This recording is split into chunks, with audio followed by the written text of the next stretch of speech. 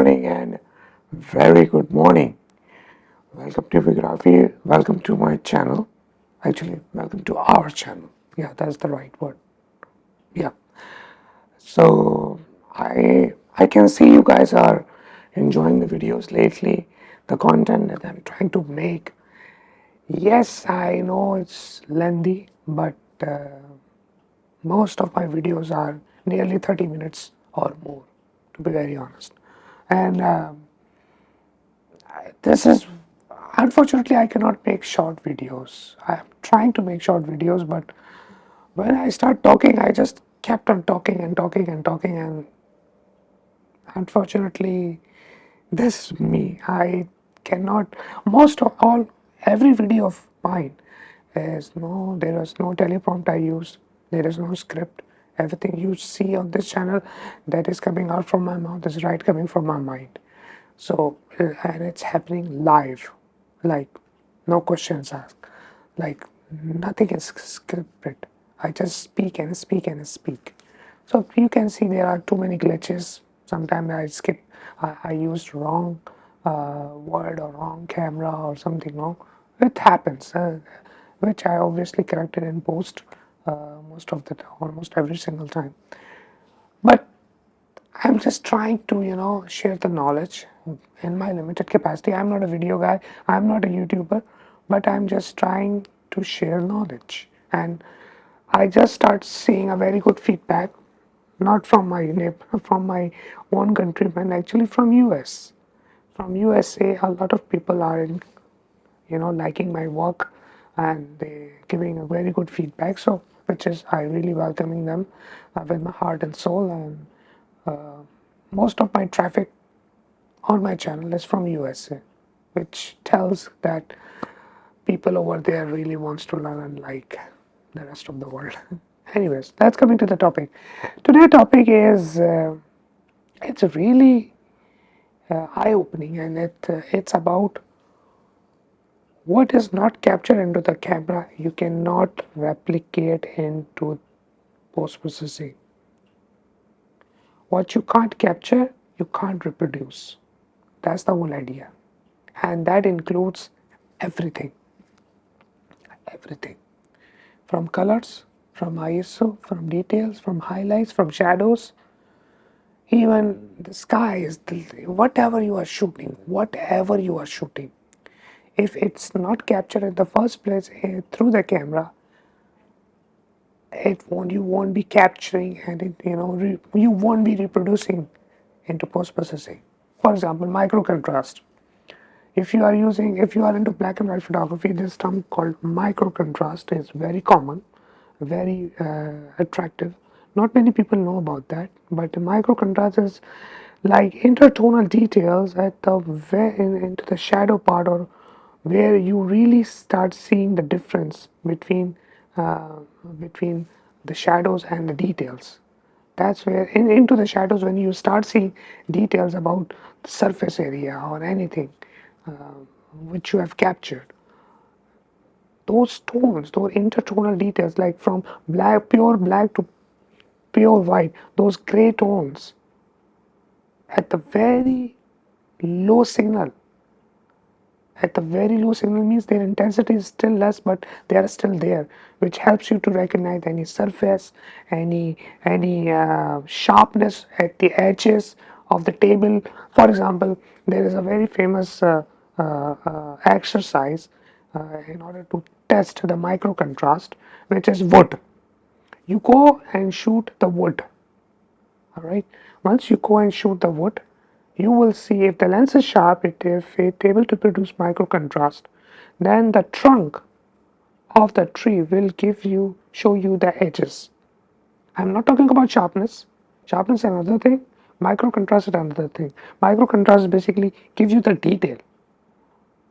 Like this is shadow, this is light, this is shadow, this is light. The more fine those details are, the more fine, the more micro contrast is there. So micro contrast is there. Micro contrast, if it's not captured by the proper lens, you cannot replicate into post processing. If due to the ISO issue, you are not raising the ISO because you don't want noise in your image. This will cause you losing the details into the shadow. It means that if you are not able to capture the shadow at the first place, you cannot capture, you're not able to reproduce in the post processing. Same goes with color. If you are not able to capture the color properly with the right camera, you cannot reproduce that originality in your image with the right color into post processing. Nikon D700 is the best example for it. The color that you get from Nikon D700, no matter whatever camera in the world you're going to use, you won't get those true to life colors from any other camera or mirrorless or medium format at the first place, because D700 is going to give you those colors, those tones, those greens, those reds, those yellows, those blues, which no other DSLR or mirrorless able to produce yet. Same goes for black and white photography. I used Fujifilm GFX 50R. It's a medium format camera. The tones from pure white to pure black, that millions and billions of tone that I get from GFX 50R from Fujifilm, I won't able to get. I haven't experienced to get all those details from any full frame camera. And I'm talking about a whole list of full frame cameras that I used from Nikon. I used to get the best black and white tones from D700, followed by D850. But Fujifilm GFX 50R or 50S, 50R I was using, that sits on the top of those D700, D850, which I used to think that they are the best black and white camera, like to shoot black and white images. But after using the GFX 50R, hands down, GFX 50R medium format is the best black white camera, best camera that I, in my personal opinion, to shoot black and white, because in post processing you get you can able to get so much tones out from the raw file that you cannot get from D700 or D850 or Sony A7R4 or Sony A or whatever, even from Sony A1 or even from Canon R5. You you won't able to get, and I can bet on this easily because I know I use those cameras. So again, why D700, D850 or A7R4 or Canon R5 not able to give those tones which GFX 50R can? Why?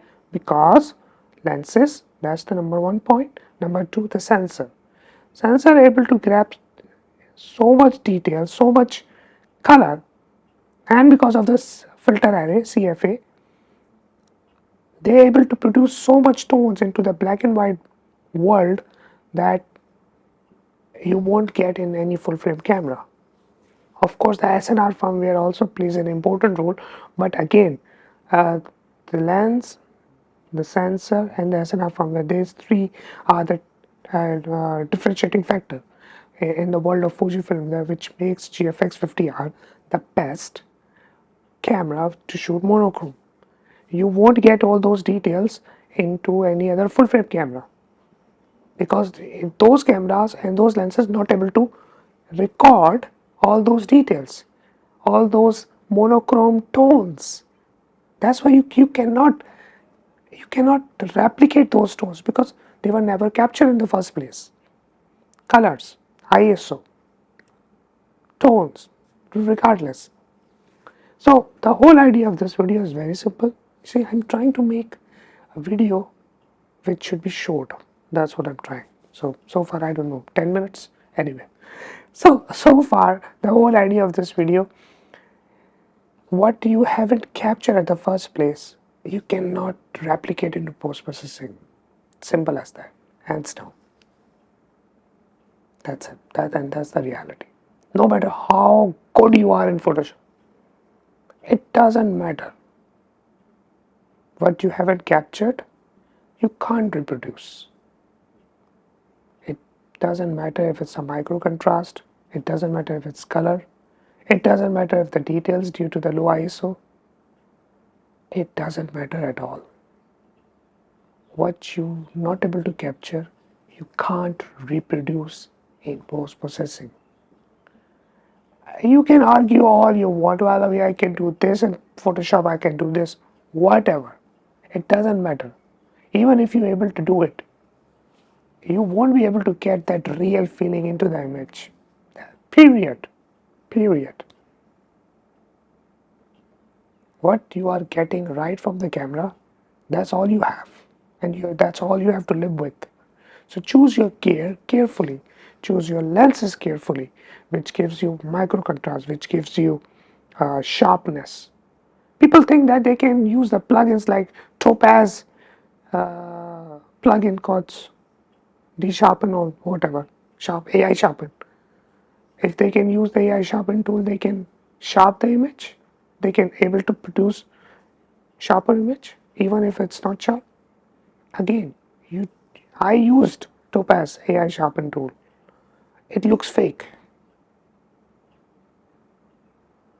because I wasn't able to capture the right sharpness. I was using my own focus lens. Even I use the autofocus lens still. Whatever is out of focus is out of focus. Done. Even the software from Topaz is still able to make a very good job, but again, the edges are sharp, the nose, the landscape or the building are sharp, but the sky or any area which is opaque or having the same tonality, that's where the real difference of the software kicks in, because it starts showing the artifact. So it means that I have to do try another work using the Photoshop to remove those artifacts. Whose fault is this? My fault, because I wasn't able to capture the sharp images at the first place. Again, coming to the same point, what you haven't captured, you can't reproduce. That's the whole idea of today's video. Thank you for watching this quote unquote small video today, and I'll see you guys in future with some new content. Till then, take care. Bye.